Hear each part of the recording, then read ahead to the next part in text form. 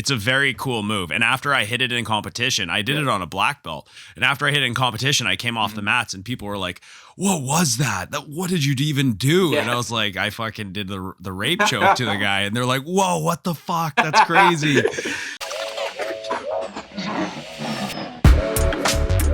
What's the most efficient path to victory against this particular opponent? He's dropping off for the choke here. We could see the finish. It's looking tight. Tight as Alfie.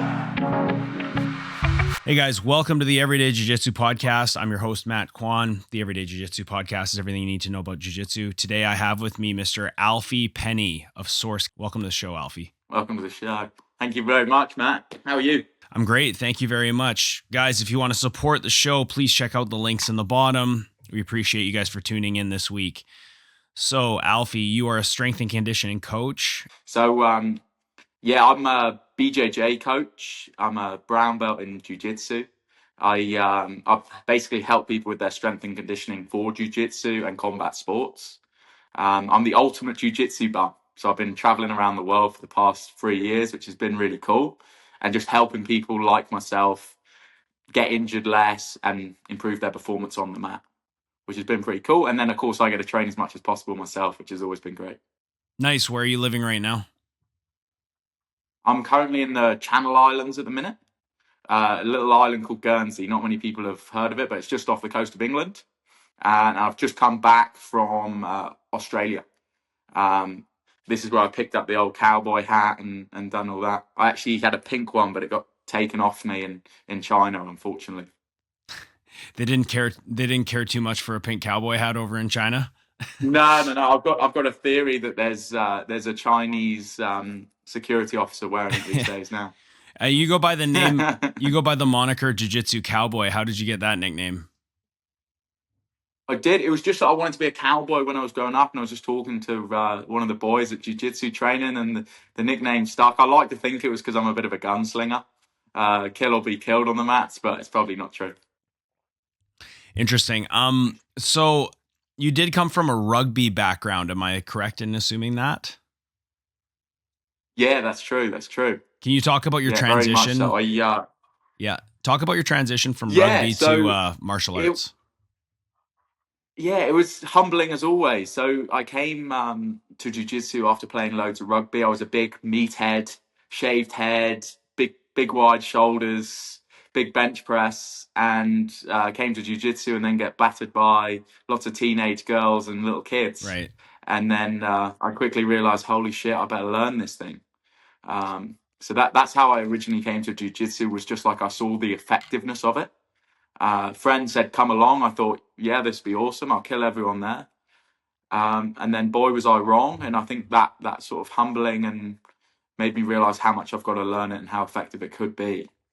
I think my jiu-jitsu journey has changed as I've got older. Like when I was younger, it was just discipline to get involved, push hard, and battle through tough battles, maybe personally. And then as I've got older, it's more just to have fun, spend time with friends. Like I consider that we're the lucky ones, like that we get to go somewhere where we get to see all of our close friends, where we feel appreciated to be there. That's what jiu-jitsu is for me, and it is for so many people, and I consider myself grateful for that. Do you train mostly gi or no gi? Do you have a preference? So bit of both. So I was coaching in Sydney for a whole year last year, and I was purely no-gi. And then since I've been back in the UK, which has only been a couple of weeks, I've been mainly in the gi. But I started in the gi, then spent 2-3 years doing more MMA and no-gi, and then transitioned back to now I do a bit of all sorts. And I always dabble in all combat sports, really. I do a bit of Muay Thai, a little bit of boxing, but Jiu-Jitsu is the real love. Mm-hmm. Do you compete? I do. Whenever possible. Yeah, which has been pretty fun. Nice. And yeah, so I had a couple of competitions when I was in Australia, and I always go to the UK as well to compete when I can, which did a couple times at Blue Belt. Have you competed in mixed martial arts before? I haven't just trained it, and I haven't competed in No, so no mixed martial arts now. How, I maybe want to one day, but currently I've just been training it. how do you find when because you're traveling the world and you're going to different countries and whatnot, like does the level in different places and the style in different places and just the jiu-jitsu culture in different places, does it vary a lot, or is it mostly the Yeah, same around the world? it changes a lot in terms of style, particularly. I think culturally, actually, is far more similar uh, than in a lot of places, but styles generally. So I would say in Australia, there's a lot more emphasis on leg locks. Maybe in the UK, there's a lot of emphasis on judo. Like we have quite a strong judo presence and takedown presence. And I just think I did a lot of training while I was in Bali. There was a lot of Russian guys that were training in Bali at the time, and they had a strong wrestling presence. So the style changes dramatically depending on the gym, depending on the area, the country you're in, but the community stays pretty similar. Like people are still nice, still friendly. One thing I love about jiu-jitsu is you can take people from different walks of life. So you can get someone who's maybe a criminal, a policeman, a Yep. lawyer, a jiu-jitsu bum like me, and then we can all find this commonality within ourselves. Yes. And because we have a shared goal, we can bond because of that. Yeah, I think this is the coolest thing ever. I just talked about it actually on one of my recent episodes.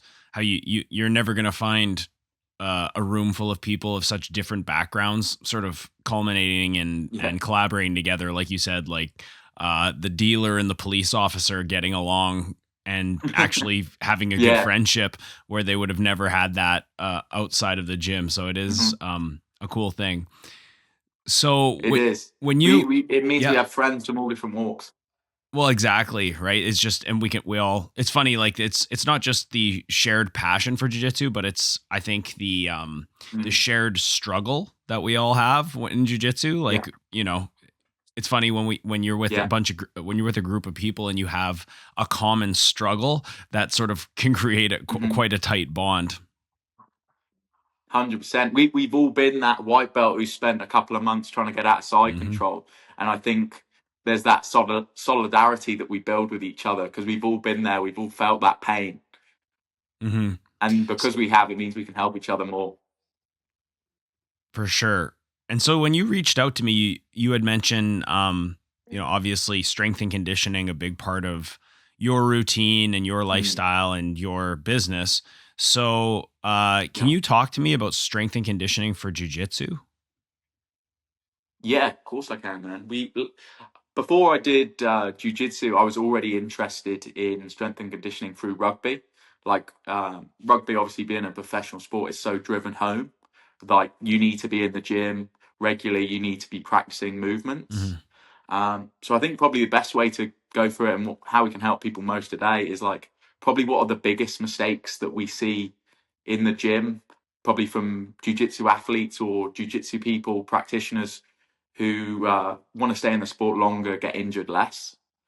I think probably one of the biggest mistakes they make is training like bodybuilders, like with that bro split kind of mentality where they're doing chest and arms one day, back and buys the other, and doing that. Like it's better than doing nothing. But I think that's typically the best program for an enhanced lifter because they're gonna.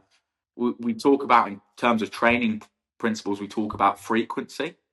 So with that type of program, I would probably only hit my back and buys on the Monday or whenever I do it, and I wouldn't hit it again until the same time next week, which means I'm actually getting not a lot of frequency throughout the week.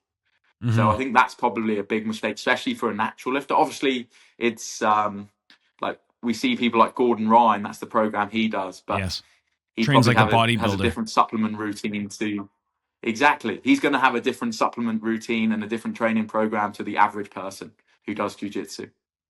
Right. And so are you saying that like for strength and conditioning for jiu-jitsu, that would be like my reason for doing strength and conditioning would be injury prevention and just to be better at jiu-jitsu. Like I'm not looking to lift more. I'm not looking to do CrossFit to compete in CrossFit. I'm not even looking to I think if you do the training and you have a good diet, you're going to look good, but I'm not doing it to look good. I'm doing it to be more of a functional grappler. And so for somebody with those kind of goals, would you say that work a muscle group once a week and, less frequent, but heavier lifting days on certain muscle groups, would you say that that's a mistake for grapplers then? Yeah, I would say the first question I'd ask you with those kind of goals was how much time are you willing to commit to that goal? So if you say it's 2 to 3 times a week, then that's how much we'll get you in. Say you want to do a little bit more and maybe you want to be in every day, but maybe not do it at the same intensity. That's another way to hit the same goal. So the second one is how I train. I train every day, but just at probably a much lower intensity than what most people would actually think. But say a lot of people do, obviously strength and conditioning is my job, so I have more time available for it. But say someone's maybe can only get in twice a week, that's still going to be massively beneficial. But they wouldn't do a muscle group per thing. We would break it down into types of movement. Mm-hmm. So we would think about getting them squatting. We'd think about getting them to do some type of pull variation, some type of push variation, hinging, some rotation, maybe some anti-rotation work, and then a little bit of like direct arms. Like that sounds like a lot, but really it's not. Mm-hmm. Really, we could actually make it even simpler than that by doing a push-pull legs. Can you describe? We do 3 movements one day. Yeah. 3 movements next. Can you describe what an anti-rotation is?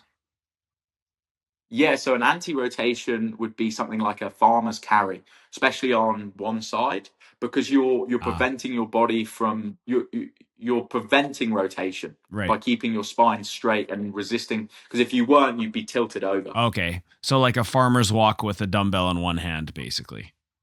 It would be a perfect example. Yeah. Nice. Okay. Or a kettlebell windmill where you're holding something overhead and rotating the hips like that. Because you are rotating, but you're also stabilizing while you're rotating. Got you. So instead of we often talk about rotation and anti-rotation together. Right. So instead of targeting muscle groups like back, triceps, quads, glutes, whatever, you're targeting movement patterns like hinges, squats, pulls, and pushes. That makes total sense. That's kind of how I look at my workouts. I mean, I'm not like you. I'm not like a strength and conditioning coach or a sports scientist, but I can come up with basic exercises that I think, now fit all of those criteria. So if I was going to see you twice a week, I'm a jiu-jitsu guy. Let's say I train 6 days a week and I want to, incorporate strength and conditioning into my jiu-jitsu regimen.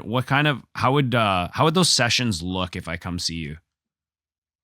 Yeah, we'd probably be doing 2 to 3 movements. So I believe generally for improvements of performance for jiu-jitsu, we're typically going to be looking at getting you stronger and more muscular, which is good because if we stay in this sort of like 5 to 6 rep range, maybe even 5 to 8, we can achieve both of those, which is pretty cool.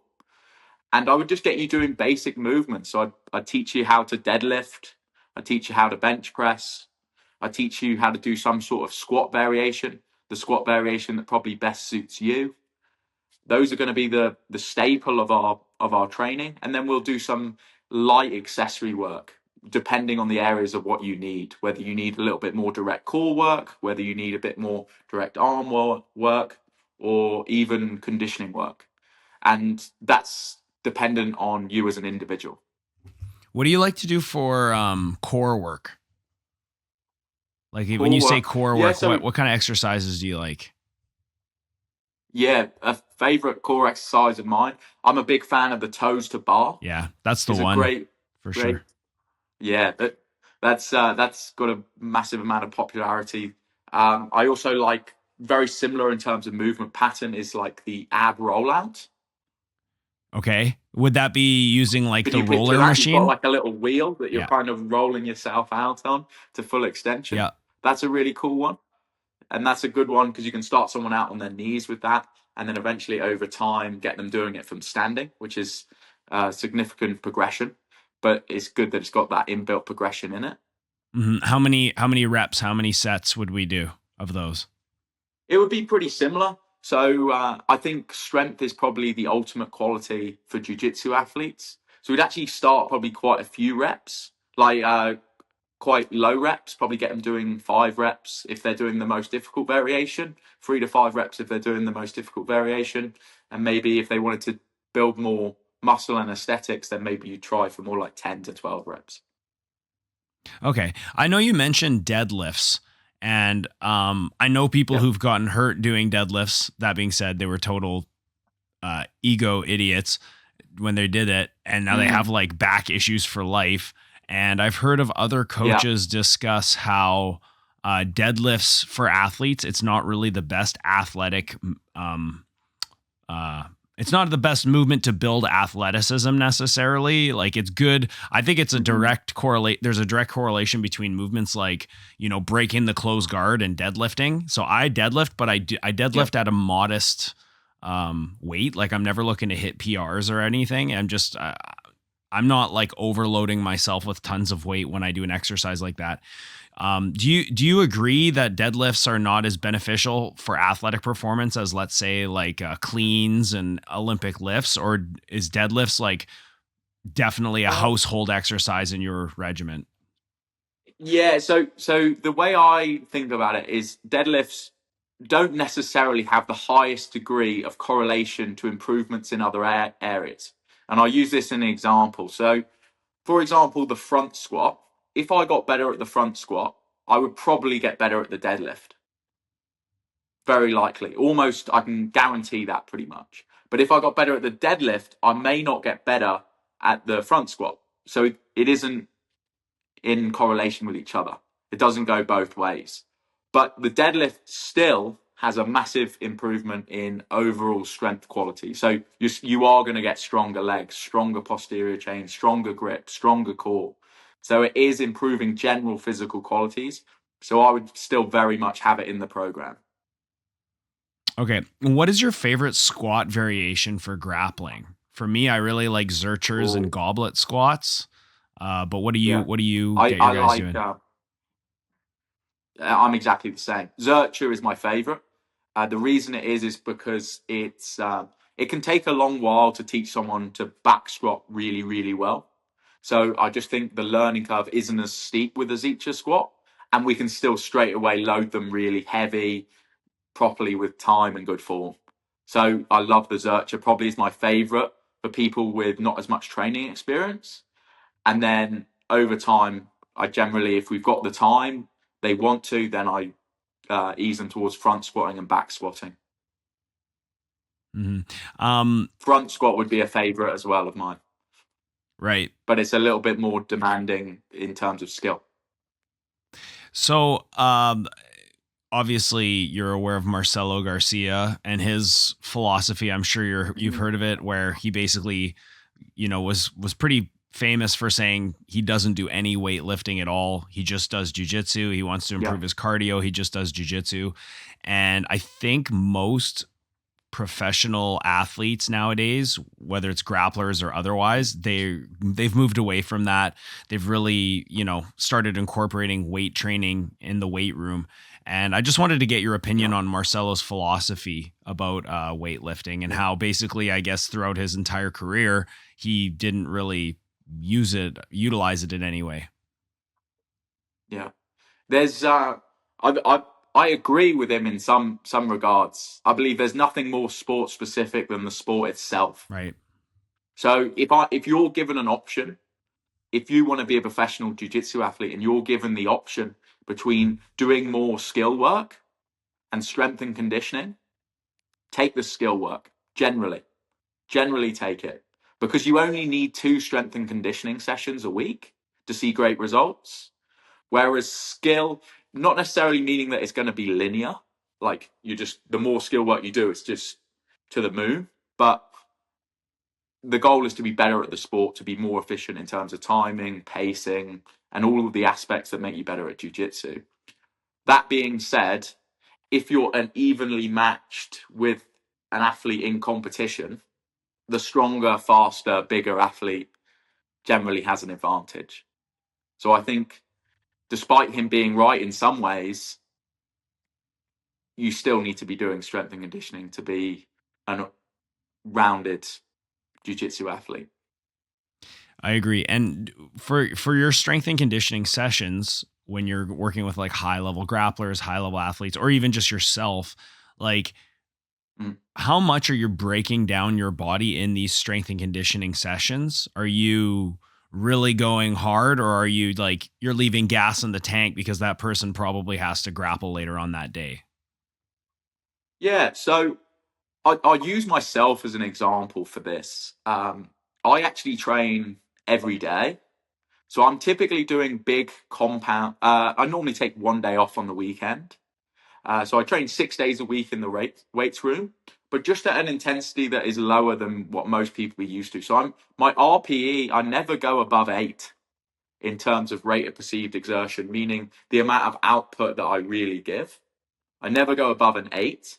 And the weights are very heavy and the rest is very long. So in my program at the minute, I do a little bit of accessory work, but I've only got 3 movements that I'm really pushing, which is a pull-up, a weighted pull-up, which is the bench press, and which is the deadlift. So it's not a complete program, but it's still all compound movements. And then from those things, I'll do my set at about 80% or 70%, depending on how I'm feeling for the day. And then I'll have a long rest, and then I'll repeat that. But because I'm doing it every day, I see massive strength gains with that way of training, and I'm also getting good frequency and stimulus. And because I'm well trained myself, it means I can recover from that load. So you're using more high weight, low reps? Yeah. Mm-hmm. I do believe that improving strength as the main physical quality for jiu-jitsu athletes. It's the mother of physical qualities for jiu-jitsu athletes. Like, it's great to build muscle, but if I could only choose between hypertrophy, speed, power, strength, I'm choosing strength. Not that those other qualities aren't fantastic, but that would be the one I would choose. And for injury prevention, are you just lifting like this, or are you doing like more physiotherapy style exercises as well, like single leg squats and, face pulls and things like that? Yeah, so that is useful. So the accessory exercises are useful, but typically, say I've got some elbow pain, then I'm more likely to do a little bit more direct arm work. And I do that. Currently not doing it at the minute, but I do that and just add that in supplementary to the program to prevent injuries, like things like pistol squats, like things like direct arm work. I don't know if you're aware of the knees over toes guys. I think he's done a massive credit to a lot of jiu-jitsu guys, because we have to be in that deep knee flexion that he's talking about a lot. So it's very useful for us just to get strong in that end range of motion. And doing that with both our legs and our arms, or wherever we have problem areas. So you're a big fan of the knees over toes stuff then? Yeah. What of the exercises that he shows? I think he's done a great service. What of his stuff do you like a lot? I like the backward sled drag. Yeah. I think is very useful for knee pain, getting blood flow to the connective tissue of the knees. He's a big advocate of hanging, which is very useful for stretching out the shoulders. The shoulders have a thing called traction. So when you hang from the bar, you create, it's like someone who was to pull on your arm. You're going to get traction in the elbow, which basically stretching out all the connective tissue, which means it fills with synovial fluid, which is very good for the joints. Things like that. We all know that connective tissues is a bit of a problem area for most jiu-jitsu guys and MMA fighters and anyone in combat sports. Really, it's the joints take a bit of a hammering. Yeah, I'm most of us walk around like Ronnie Coleman, don't we? That's right.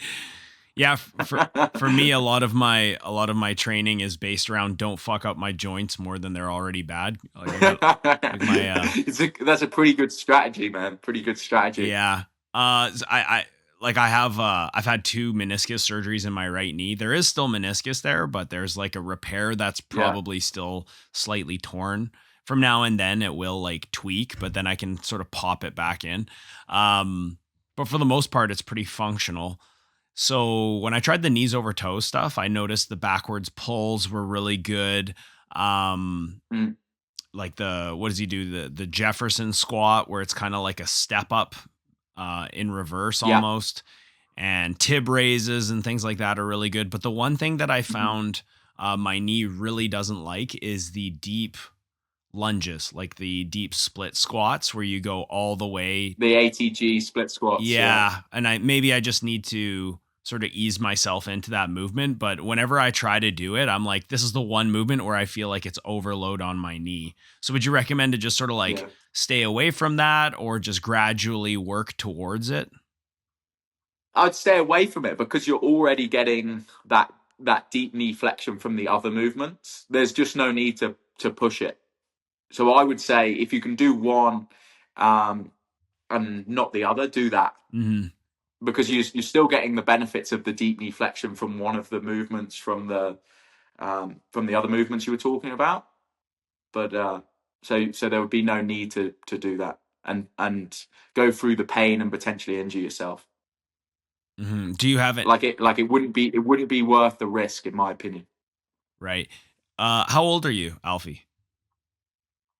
Me, I'm 25. Oh, okay, you're young. I like to say to people I'm born old and getting younger because I was bald at about 16. So obviously a hard paper route. Right. So, like, do you have a lot of injuries, or are you pretty lucky so far? Touch wood, man. Touch wood. I've been okay. I've had a few. Like, I think you're deluded if you get into combat sports and expect none. Like, they're coming for you, and that's part of like the work that I do. But touch wood, I've been pretty good. Just a knee one. It sounds like similar to you. I've had a few meniscus problems, but generally I've been okay. Yeah, and I think that's just the stronger you are, I think the more resilient you are to injury. I try to keep on top of mobility as well, and I think that just prevents me being good on the mats. But it's also how you train and what you're training for as well. You know, someone who's training 2-3 times a day, twice a day to become a professional, they're far more at risk just because of the exposure than someone who's training 3 times a week just for a bit of fun. Have you had meniscus surgery? No. I was lucky. I just rehabbed it essentially with movements and a bit of BPC 157, and we were good to go. What kind of exercises do you do for your knee, specifically the one that had a damaged meniscus? Yeah, I don't do them anymore. You don't do them at all? Maybe I should, but I don't do them at all anymore. Now that it's healed, I've kind of taken over that with the strength training now.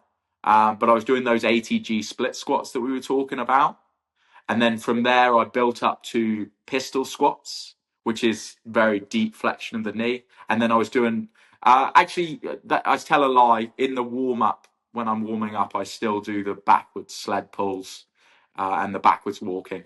So I still do some of the rehab now in my warm ups, but I wouldn't say it's a particular focus anymore now that it's better. I got a question for you because I've heard some different debates from different strength and conditioning coaches. Like when we're trying to be sport specific, let's say it's like a judo fighter or a grappler who is trying to just increase their performance in their sport. Do you recommend that in the weight room, they separate weight movements from like sport specific movements? So for example, like a judo fighter doing uchikomis on a band, or doing pull-ups with a gi, or doing shots where there's bands resisting them. Like, how do you feel about those types of movements versus the core patterns that you were discussing previously in the episode, a push, pull, a hinge, etc.? Yeah, 100%. I feel very strongly about this one. I believe sport-specific movements are bullshit. Like sports, doing the sport is the best thing for the sport. Yeah. In the weights room, all we're trying to do is improve those physical qualities: strength, speed, power, mobility. That's all the weight room's there for. Right. Because we know if we do that, that's going to brilliantly translate to the sport. The most sport specific thing we can do is the sport itself. Right. So the skill development should be That- left that's- for the practice room, and then the building your body, making it stronger, just focus on that in the weight room. Yeah, make it stronger, make it more resilient to injury. We consider the rehab element in that if you do have injuries, and yeah, that's how I view strength and conditioning. Like when I take a jiu-jitsu athlete or an MMA fighter and get them into the gym, I get them squatting, deadlifting, benching, overhead pressing, rowing. I get them doing all those fundamental movements because it's going to make them stronger. I would never wrap a gi around a kettlebell and get them to do it like that. I don't see the relevance of that. Why do you think it's? They're I was just gonna say, why do you think it's bullshit? I just don't think it's relevant to the sport. I think if you're going to do more skill work, do more skill work. If you're going to do more strength work, do more strength work. But I think trying to find a middle ground between those two is irrelevant. That's just my opinion. A couple of months ago, one of my buddies tagged me in a challenge. It was like a pull-up challenge. I have shoulder issues as well, but I can do pull-ups. I mean, I can do if I power them out, I can get 20 pull-ups done in a row. And he challenged me to do pull-ups with a gi, right? And I'll be honest, I don't have the strongest hands. And I was able to do around, I think I got to 20 pull-ups in the gi, but then after, for days, I had my elbows were aching from tendonitis from just gripping that gi, right? And I wanted to ask you, do you think that doing pull-ups in a gi or using those gi trainers, does that translate to strengthening your grips when you're training in the gi at all? So same again. I would just do pull-ups in general. Just going to be beneficial. You could scale that up however you like. You could add weight to yourself.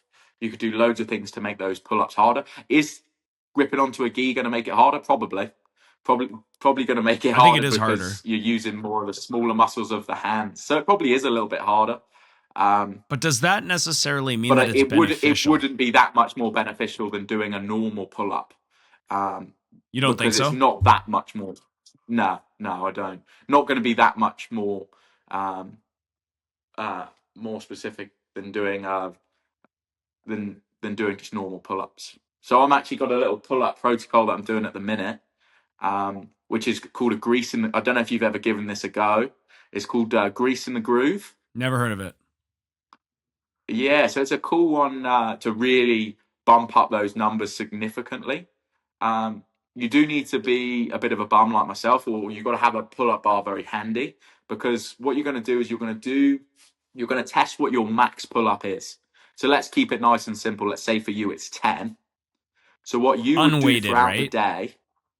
Yeah, unweighted. Let's say it's 10. Oh, you said it was 20, which is a nice round number. So let's say it's 20. If I do 20, I'm killing myself. That is not how many I normally do. I usually do 12 to 15. That's the number. Yeah, that's a we want max failure. So let's just for a round number, let's say it's 20.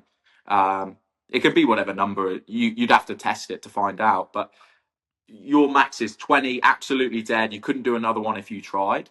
What you're going to do throughout the day, maybe 6 to 8 times. It could be less, it could be slightly more. It doesn't have to be generally super specific, but roughly within that range, you're going to do 10 pull-ups, and you're going to space that interval at least 15 minutes apart. Could be an hour, could be 3 hours, could be as longer if you wanted, but you have to get it in that day, and you have to be at least 15 minutes apart. That for pull-up numbers is crazy. If you did that for 2 months, you'd probably get 30, maybe more. So Sorry, If your max was 20, you'd get probably 30. I'm a little bit maybe more. confused. So you're saying do sets of 10?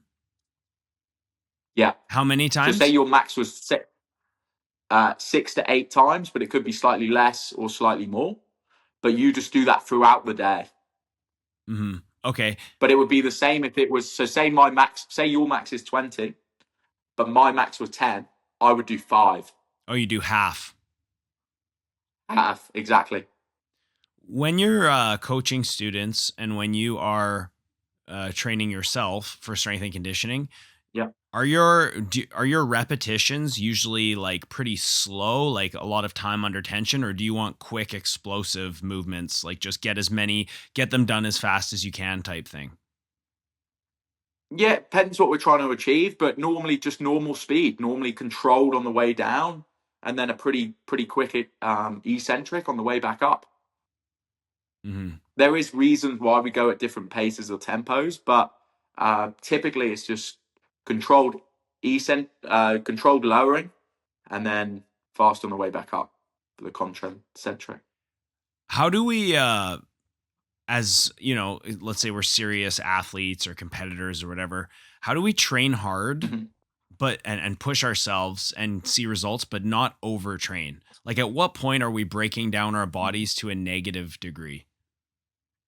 Yeah, that's a really good question. Like probably one of the best questions. And I think there's 2 ways we can handle this. So say if you're training a lot of jiu-jitsu, I think most people in jiu-jitsu train to be tough and don't train to be good. I think they're 2 different things.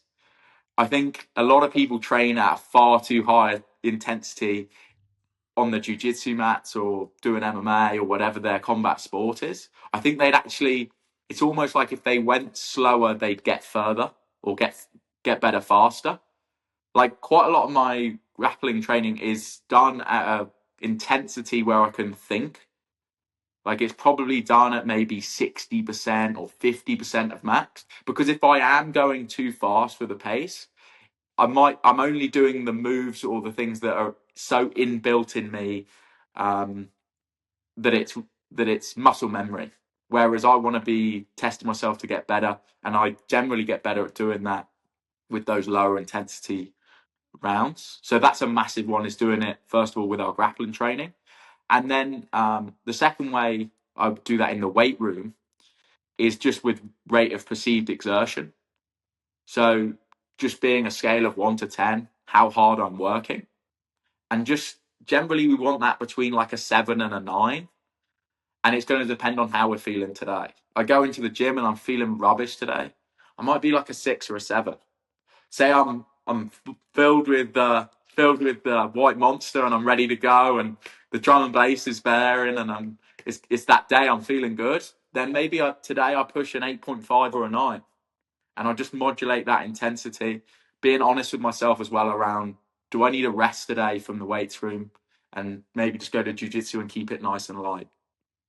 Just being honest with yourself and being aware of what you need as an athlete. So it seems that it's like specific to the individual and to how they recover and how hard they're 100%. doing jiu-jitsu. Like I think a big thing that comes with time and experience as a jiu-jitsu fighter is being able to actually manage your weekly regimen so that you're not constantly overtraining or breaking your body to the point where it's, negative returns, you're getting injured. I remember when I was in my 20s, I would just train as hard as I could.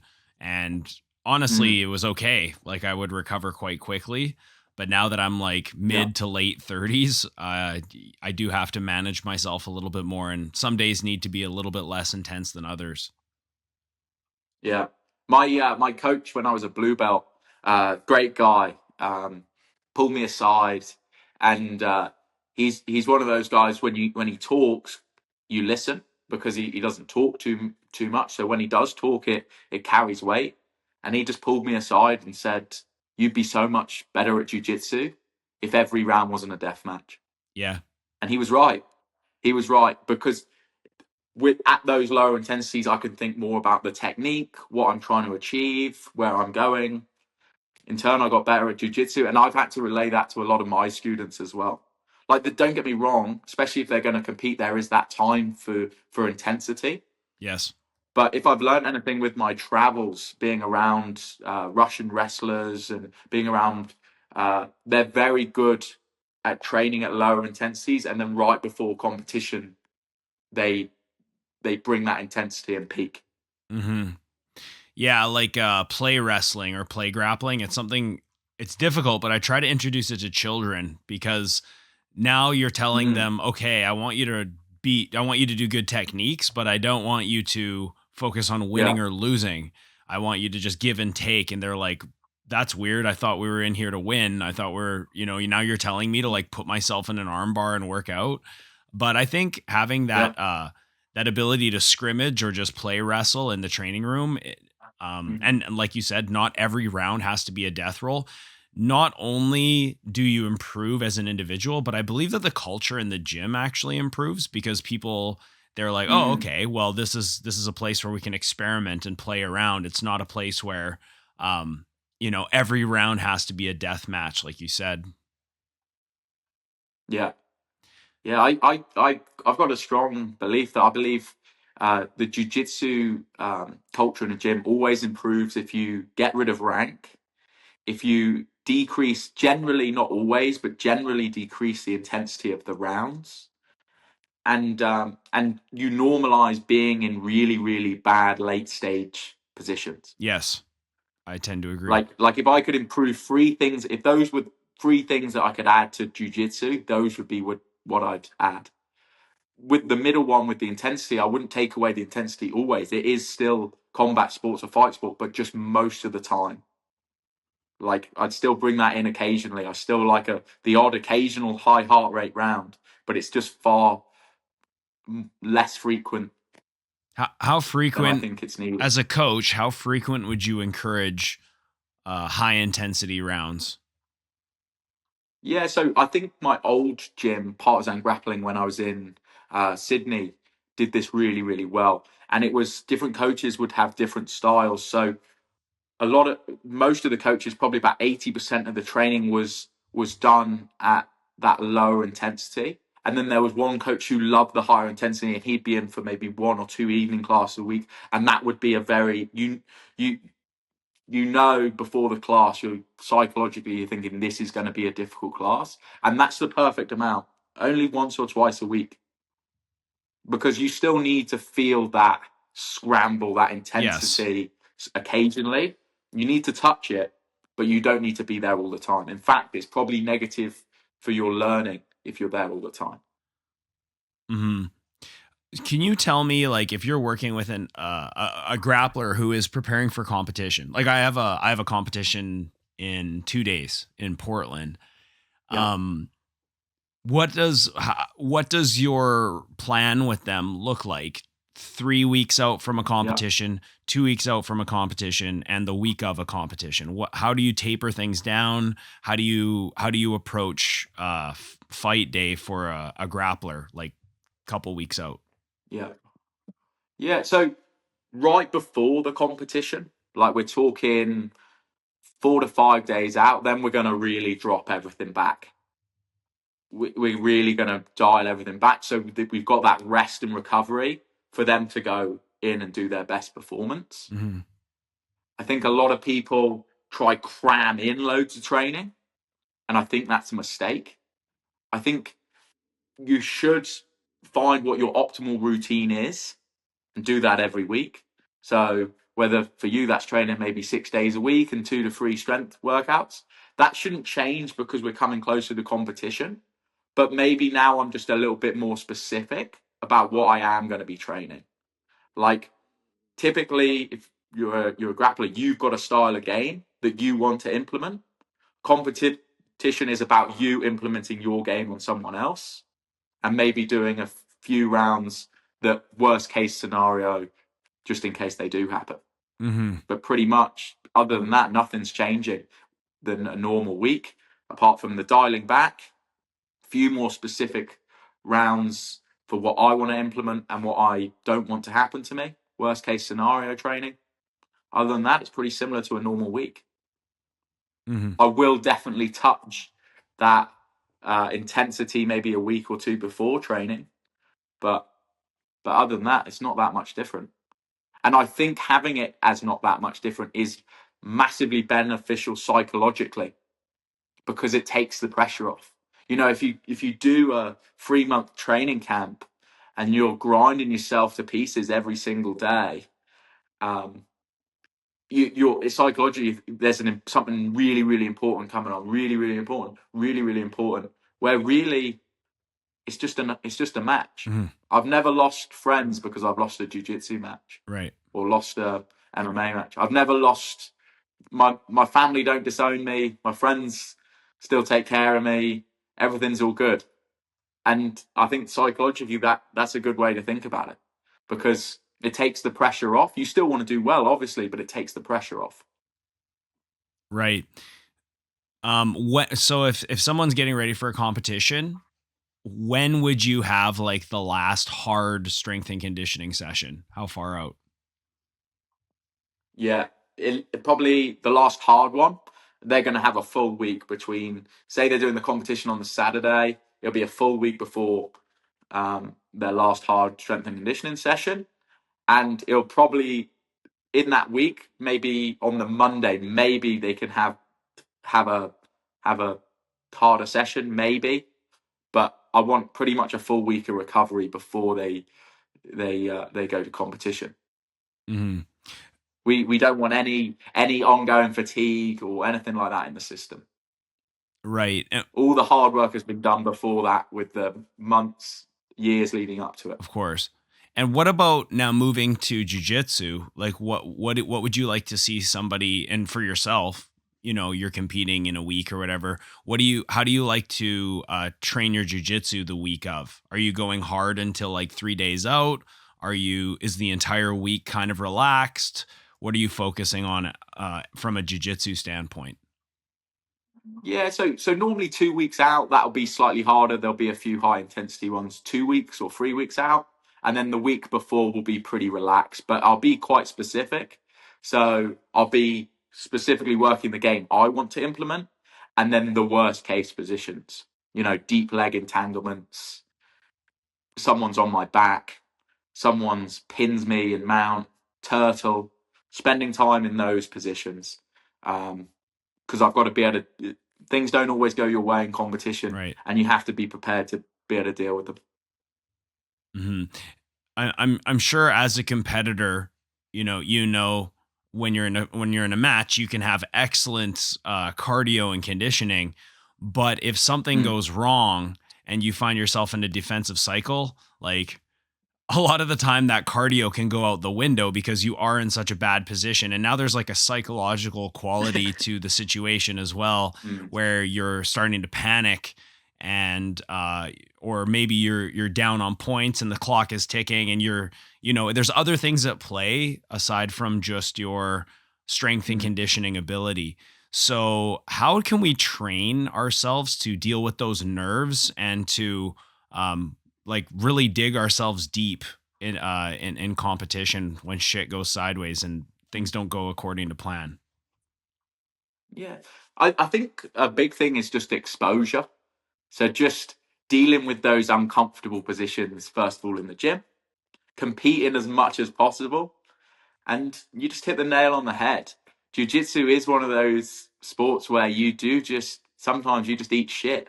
You think it can't get any worse, and it goes and gets even worse. Now he's got 2 hooks in and he's on your back, strangling the life out of you, you know? God, that sucks. If you fell in a bucket of tits, mate, you come up sucking your thumb, you know, it's not going your way. That's just jiu-jitsu, man. You just got to put yourself in those situations over and over and over again. Just so you're so aware with them that you could all just deal with them almost like habit. Mm-hmm. Because it sometimes is hard to think when the pressure's cooking on you in there. So the repetition is the mother of all skill, isn't it? So just get yourself that much exposure in there. That's how I deal with it. You had mentioned mobility earlier in the episode. What do you like to do for mobility? Yeah. So I do a lot of yoga, believe it or not.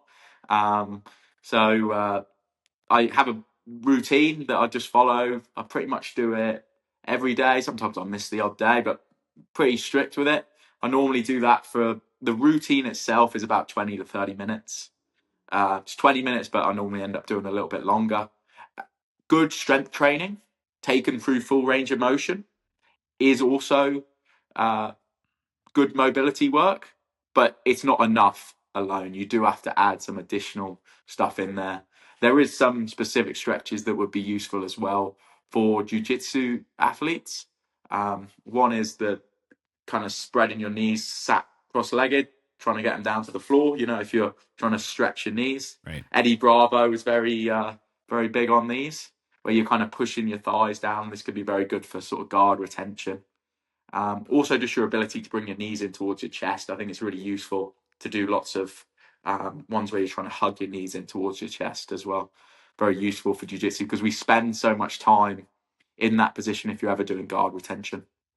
For your yoga routine, who doesn't want better guard retention as well, man? That's pretty huge. Yes.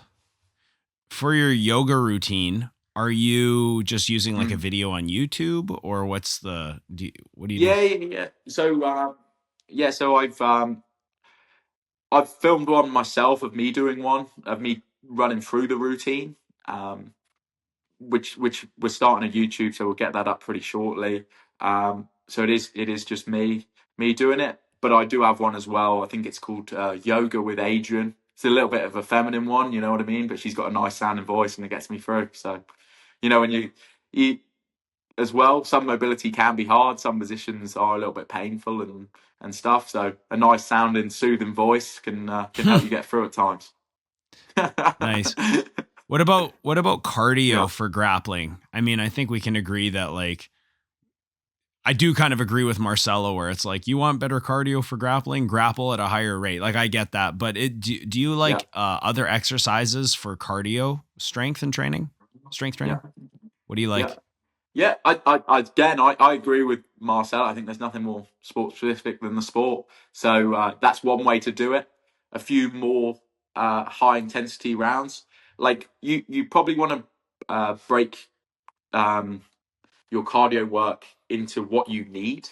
So is it the higher heart rate stuff that you're struggling with, or is it just maintaining, say, an hour class? Because one, you're going to train more with sort of steady state work, 60 to 40%.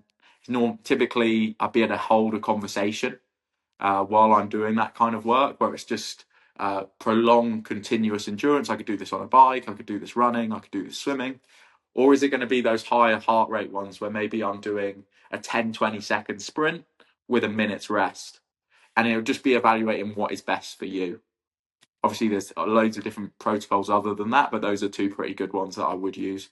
What kind of like exercises do you like? Like, do you like the fan bike, or what do you like? Typically, I'm trying to take impact out. So I try to get people away from burpees, could even be impact. Trying to get people away from box jumps. Those are great. These are great exercises, but I'm just not going to be wanting people to do them for prolonged periods of time at super high intensity. Just the injury risk is higher.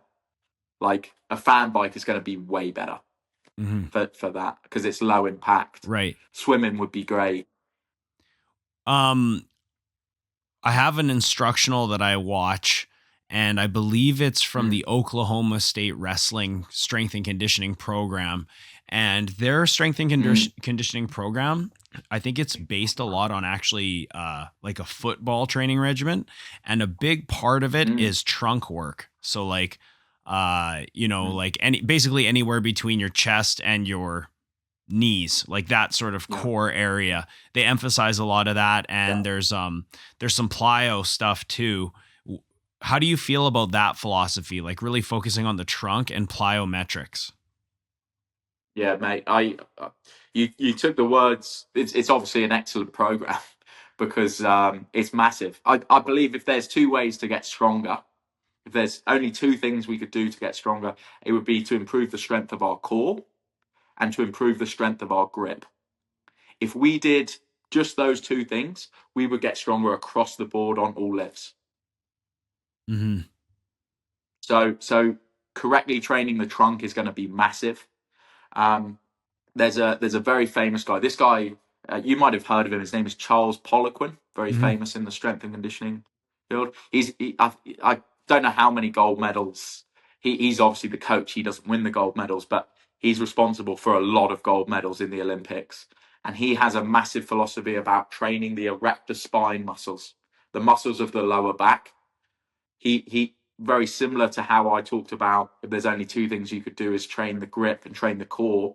He's doing that, but just from the rear side of the body, just on that posterior chain side. I probably think that you could do it on both sides. So typically I have the same philosophy. So I love to train the erector spine muscles of the back. I love to train the rectus abdominal muscles of the front. Obviously, I like to train the obliques. So then we create this this strong core and trunk positioning, which when you breathe out and when you're doing you create this inter-abdominal pressure, which is like a football is kind of stuck in your stomach. That is probably the strongest brace position you can get.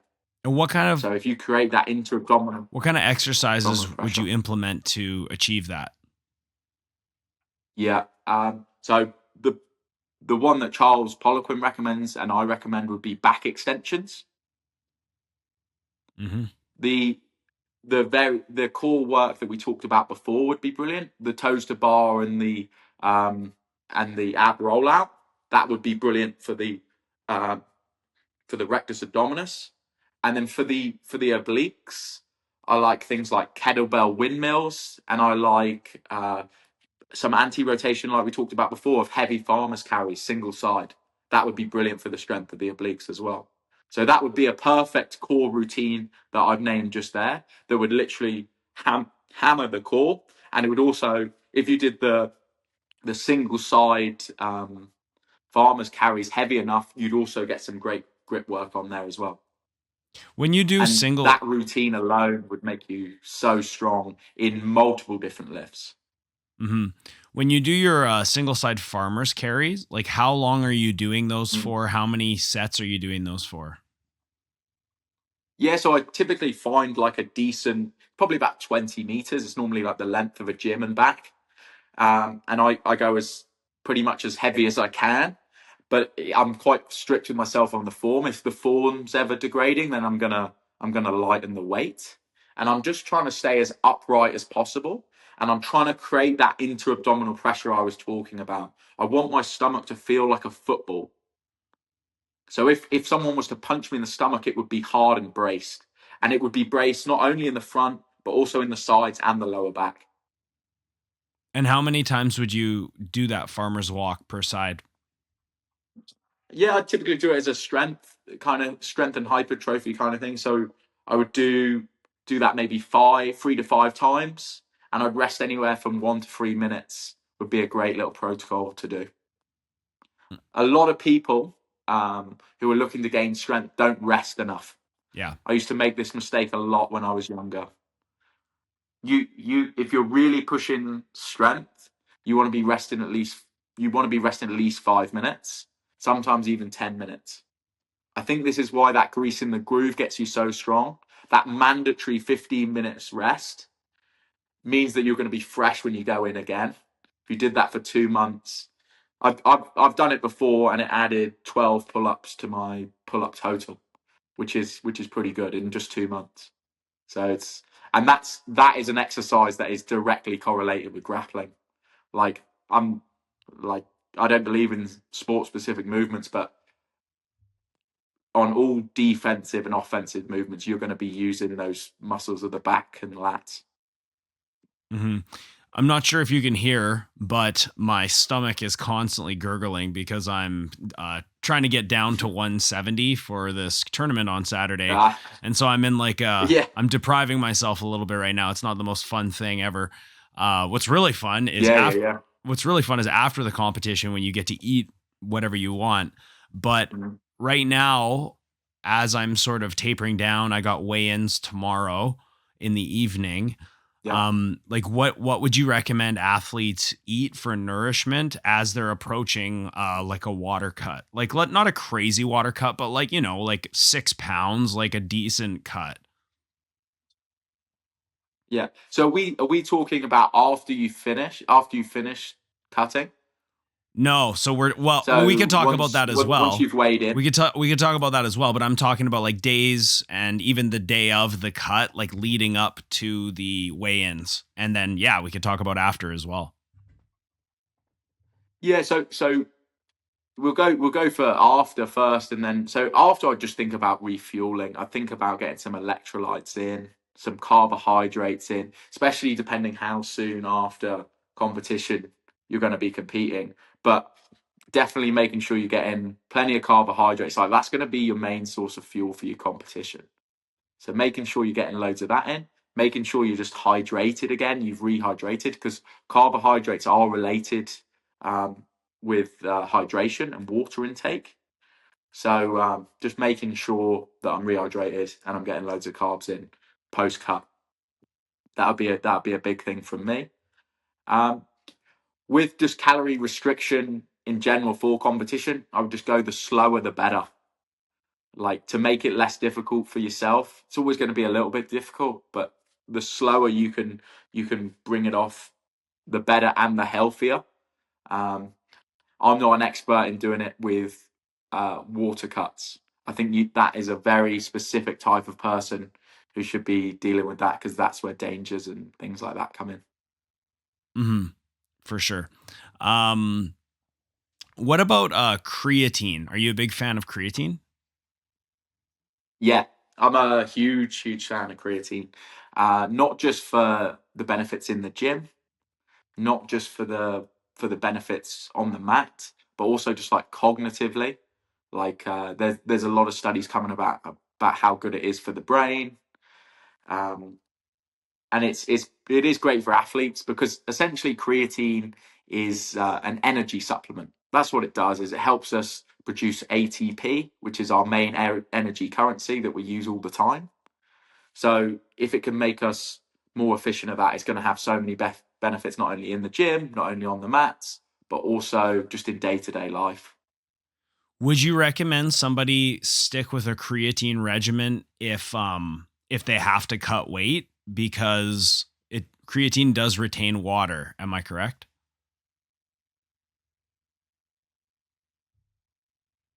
Sorry, Matt, you've broken up. Sorry, you hear me? Yeah, all good. It just a little breakup. So the question was for somebody who's approaching a water cut, do you think creatine is a good idea or a bad idea?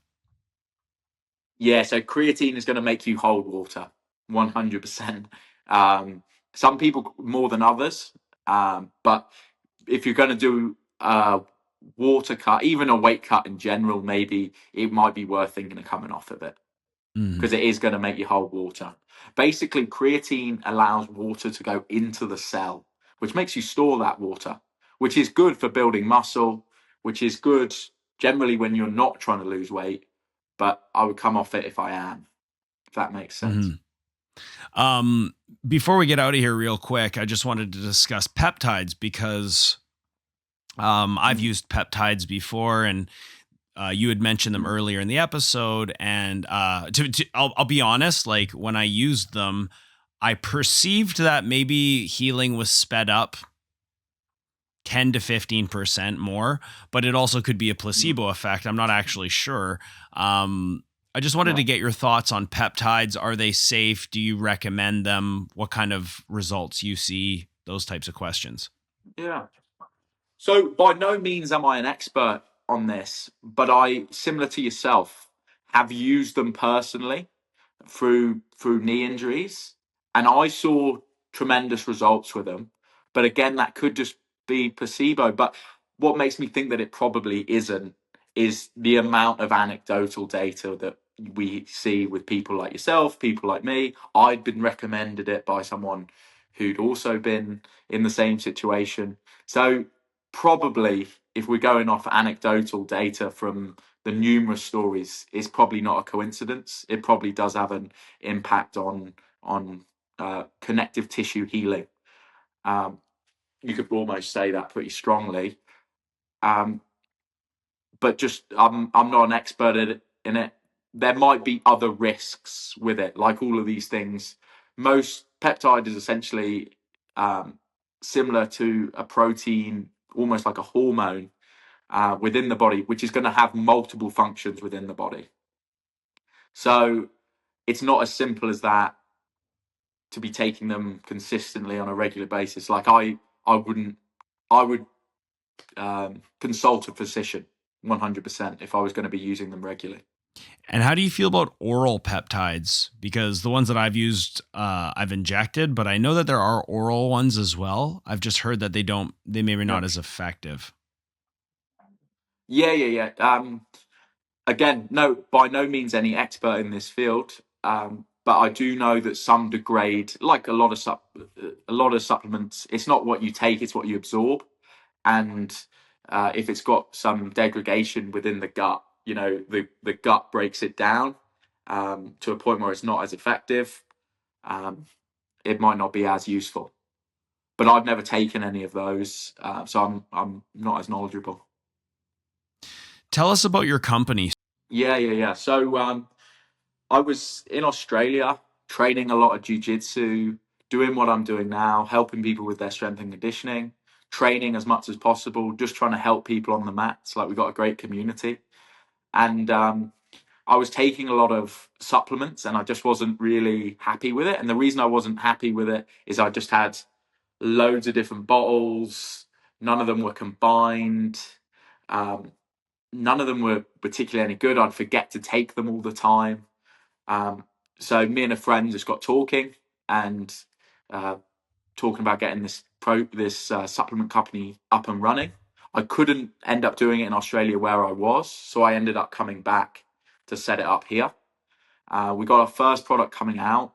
It's kind of under wraps at the minute, but the waiting list is coming out very soon, where we're giving out loads of programs and resources with it to joining our waiting list. And it's electrolyte creatine monohydrate complex. So 2 supplements in one, combined specifically for jiu-jitsu athletes. The electrolytes, we put that in there because I was training in Australia, Thailand. I train in the gi. I sweat all the time. Yeah. If you spend a lot of time sweating, that's going to have an impact on your performance. So that's why I made it for jiu-jitsu people. And then everyone know, like, it's common knowledge the importance of creatine for increases in performance. So that's why I set up the company. My goal when I was younger was to do jiu-jitsu as much as possible. That's what got me hooked. And now I do it because of the people. The people have given so much to me. I'm one of the lucky ones. And this is just my way of hopefully giving back. We give away all of our resources as well, all the strength and conditioning programs that we do.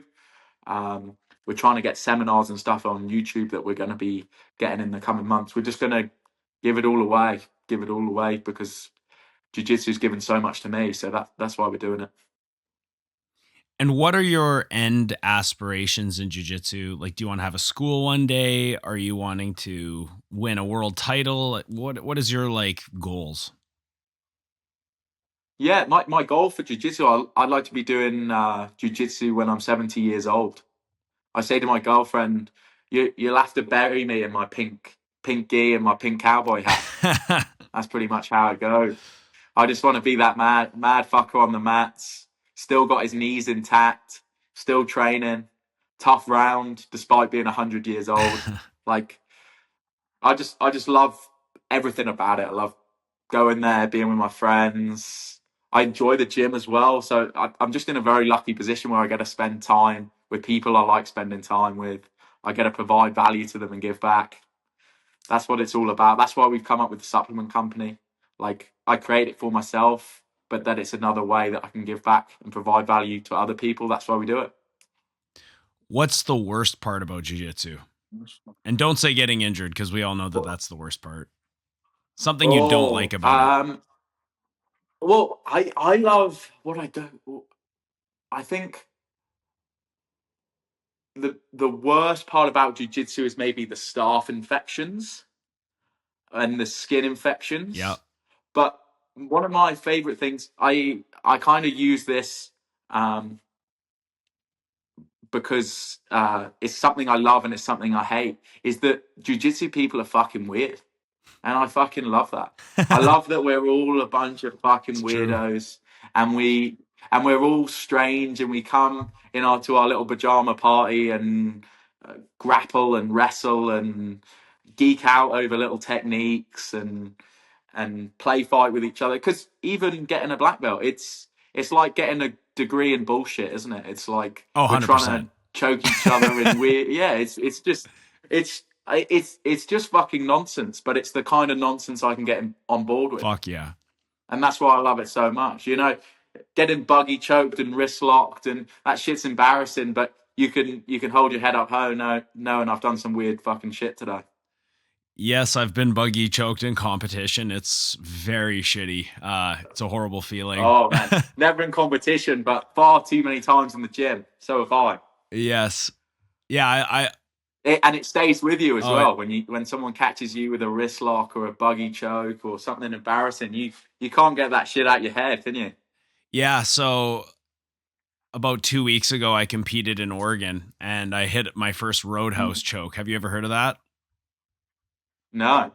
That's what my professor calls it. It's essentially, you might know it as the rape choke, like the one-handed strangle. Oh yes, yeah, I know the rape choke. Dude, yeah. It is. I actually think that this technique, we don't see it right now on the big stage, but I'm pretty sure we're gonna start seeing it for within the next couple of years, because it is. Once you start playing with it and you get success with it, you realize that it's not only a legit submission, but for me, it increases my ability to maintain the mount, because it's just such a strong control around your partner's neck. It's a very cool move. And after I hit it in competition, I did it on a black belt. And after I hit it in competition, I came off the mats and people were like, "What was that? What did you even do?" And I was like, "I fucking did the rape choke to the guy." And they're like, "Whoa, what the fuck? That's crazy." You know, you've inspired me, man. I'm going to be playing around with that as well. I love that there's that element of control there as well. That's cool. I'm going to be playing with that one now. Yeah, I mean, it's not really my place to make videos on it, because it is my coach, Rob Bernacki, is the one who really is trying to make, like, he has an instructional on or whatever. But I might drop a couple videos on my YouTube channel in the future, and I'll send them your way, because it is a really cool move. Man. Everyone will be interested with jiu-jitsu, and that's the thing with jiu-jitsu, it's all stolen. Yes, the Brazilians stole it off the Japanese, and then I steal everything off Eric Paulson, and then someone will steal it off me. There'll be a little blue belt student one day who I teach something to, and he'll be, that's just how it goes. It's like we all share these techniques. It's the beautiful thing. This is true. Yes. Great. I mean, you've been very generous with your time, Alfie. Is there anything else you wanted to discuss before we get out of here? No, I just wanted to ask you a question, Sure. man. I was wondering, what is your position on? Do you train more ecological? It's the big question at the minute. Are you a drilling guy? Are you an eco guy? Somewhere in the middle. It's the debate now that everyone's talking about. To be honest, I've had this debate with eco guys. I've talked to Greg multiple times about it. At this point in my life, I've tried to argue and I've tried to adopt it fully. Like, I spent about a year at my school doing just eco. The results that I got were people didn't enjoy the training as much. I learned a lot about how to run like positional practices. But at the end of the day, just from what I've seen, and I think one of the biggest things that turns me off from just going full eco approach is honestly the type of people that purvey it. And I'm not talking about Greg Souders, because I really enjoy Greg. I believe that he's just trying to find the best way of doing things. But there seems to be a cult of personality around Greg, where like all these guys who probably suck at jiu-jitsu, they're just like advocating for whatever he says. And I find the eco crowd to be like really snarky and annoying, for a lack of a better word. So I think unfortunately they kind of give that approach a bad name, because they are so infatuated with whatever Greg says. But that being said, there's no doubt about how effective it is. if I'm going to adopt a new technique that I've never done before, there's no way to really implement it as part of your regular game other than putting yourself in a live situation and trying to use it. So I believe that learning and on the other side of that, coaching, there's different phases to that. Like you have to go in and you have to learn what is possible. Maybe you're inspired by a match footage. Maybe you're inspired by your instructor or by watching a DVD, right? And then you're like, oh, that's something that is possible. That is something that is doable. Let me go try and now implement it. So there's the brain part where you're taking in the new information, but then there's the part where you actually have to train yourself to be able to do it when your opponent's not letting you. And that's where eco is very important. So the task focused games, I use them every single day. That's not to say that the entire practice is task focused. Sometimes I think that drilling is very effective, and I've seen it and perceived it not just for myself, but for my students of all levels, including down to 5-year-old children. I believe that drilling can be effective if you present it in a way that is interesting to the learner, but there almost always has to be some form of live reaction. Like when you're drilling something, I think a big mistake I mean, dude, you got me started now. Like I'm fucking going on about this shit. I think that the way that the strictly eco crowd looks at drilling is a bit of a straw man. I think that when you're drilling, it's not just for the Tori, the person who's doing the technique, is for the uke as well. And if we're training ukes to be dead and not react, then that's not good.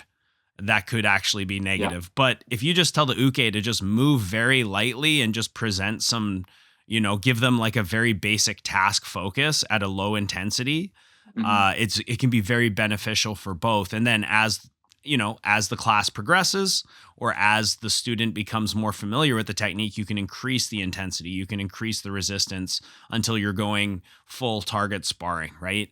And for me, I think that that's one of the best ways to implement new techniques. So I am not of you should just drill or you should just do eco. My argument from the beginning, especially when I was talking to Greg, was why aren't both good? Where's the evidence that both can't be beneficial simultaneously, right? I look at it holistically, and I'm like him where I'm just trying to find the best way. I think too much in one direction. I'm exactly the same. Yeah, man. too much in one or the other direction, I think is not effective. And I think to say things like techniques don't exist is hyperbolic. And I think to say that instructionals are not useful at all is ridiculous. Where's your evidence for that? It's like where a lot of people have got very, very good from instructionals. Well, yeah. And you could even argue that the reason why jiu-jitsu has progressed so much in the last 10 years is because a lot of it is because of instructionals, and let's just, and education. And let's just name the elephants in the room. Like Danaher and Gordon are the purveyors of, I think, the best instructionals. And then, Mendez brothers and Craig Jones. Those are like my favorite guys to watch right then and there. And, like what John Danaher has done for jiu-jitsu with his series of instructionals over the last couple of years is just like immeasurable. It's like, it's basically like a university style analysis of his interpretation of jiu-jitsu, and it's really good. So I don't like shutting down information. I think that that's naive.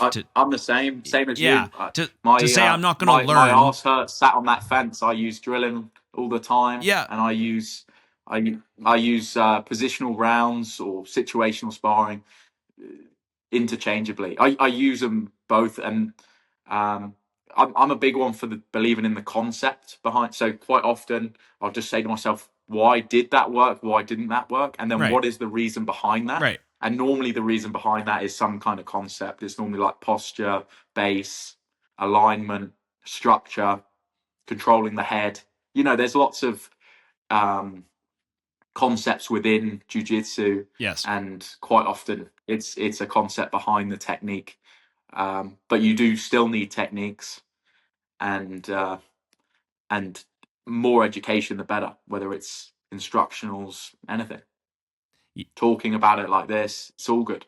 Yeah, I've met students from my buddy's gym. My buddy is more purely eco than I am, and I've met students from his gym that have done just eco that were I would ask them to put me in single leg X, and they'd be like, well, I've never seen that before. This guy's trained for like 3 months, but he can, if you put him in a live game, he can sort of make things happen. But like just the basic mechanics of single leg X, he had no understanding of. And then I've trained with other guys from the same school who came from a weightlifting background, who's incredibly strong, and he's only done eco for jiu-jitsu, and he is actually quite good. So is it that eco is better, or is it that like some people are just more coordinated, they're more in tune with their body, they understand body mechanics more, maybe from their background or just their personality? Like that's kind of the question. We don't really have controls for that, especially in the sports of jiu-jitsu. So I kind of get annoyed when eco guys talk about like their scientific studies. I want to see scientific studies in jiu-jitsu. We have the same in weightlifting. Yes. If I get someone who's played rugby their whole life, or judo, or mixed martial arts, I know that my life is going to be very easy. Like sometimes the best trainers that I've ever seen ever are people who train the general public or someone who doesn't move very often or very well, and then get them to a usable standard of exercise performance. That is a very, very good coach. Whereas quite often, if I'm dealing all the elite athletes I've dealt with, it's so easy. I just throw them in there and they just figure out. Obviously, I'm giving them cues, but it makes my life so much easier because they already move and are coordinated so well. And it's the same with jiu-jitsu. Yes. People who've never moved before are going to struggle to invert and find different positions and retain guard. Whereas someone who just naturally is used to moving well, it's going to be easier for them. Yes, and I think it is important to understand that everyone will learn differently and at a different pace. So some people might enjoy drilling more, some people might enjoy eco more. I think, like I said, just to round everything off and close out, I think it's a balance of everything. And I've spoken to a lot of competitors and coaches, and they say that's sort of what it is. Like you can't just have drilling and you can't just have positional sparring. It is important to share details. I believe in details. I believe in mechanics and techniques. I don't care what any of these guys say. I believe techniques. I believe techniques can be replicated and recreated despite different variables. So at the end of the day, I think it's kind of a dumb argument if we're trying to argue that the other person is wrong. I think that's where we're kind of missing the mark. Because at the end of the day, we shouldn't be trying to just prove each other wrong. We should be trying to find the best way to learn jiu-jitsu and understanding that we're never going to find the best way. And what we perceive as the best way now could be different 5 to 10 years from now. And I've trained long 100%. Enough. I've trained long enough to realize. I had to bring it up, man. I had to know. I had to know. No, it's a great question. I've trained long enough to know that like multiple times in my young naive career, I've been like, oh, this is the best way to do things. I'll always do it this way.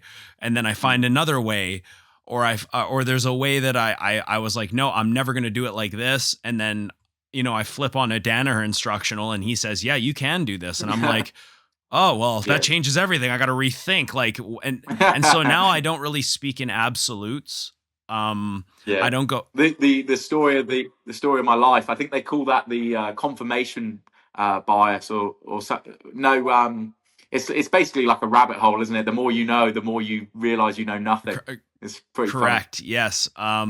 I can't remember what. That's the jiu-jitsu journey, isn't it? I can't remember what that's called. But yeah, you're absolutely right. So someone should chime in the comments and point that out. I can't remember the name of that, but basically when I go to the gym now, it's like I just view it as a lab, and me being the coach. You're a mad scientist. Well, that's it. Yeah.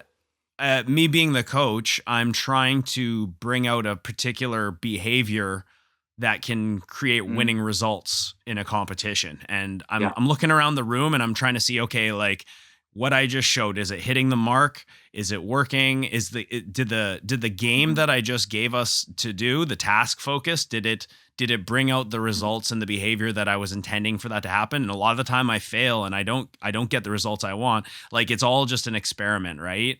And but I believe if you have that attitude where you're still in search of good results and you're really scrutinizing your own results. Like if I try and do a drill and I'm like, oh, well, fuck, that sucked. Like, nobody got that. Okay, let's do something else now. Let's try again, right? It's when you fail in the training room, you're not, it can still be a positive thing because you see what didn't work. Yeah. And so I don't go in there thinking I know the best way. Unfortunately, a lot of these guys think that they have the best way, and that's yet to be proven, both by guys in lab coats and in competition. So I'll just wait and see and keep my mind open until then. Yeah. Sweet. Good, man. I'm the same, mate. I'm the same. Keep it open. Great. And I'm going to include any links in the show notes where people can find you. And guys, if you want to support the show, just check out the links on the bottom. All your support is appreciated. Alfie Penney, I really appreciate your time today. And that was an awesome conversation. Thank you so much for your knowledge and your time. Thank you very much, brother. All right, guys. You take it easy. Remember, the Everyday Jiu Jitsu podcast is everything you need to know about Jiu Jitsu. Peace.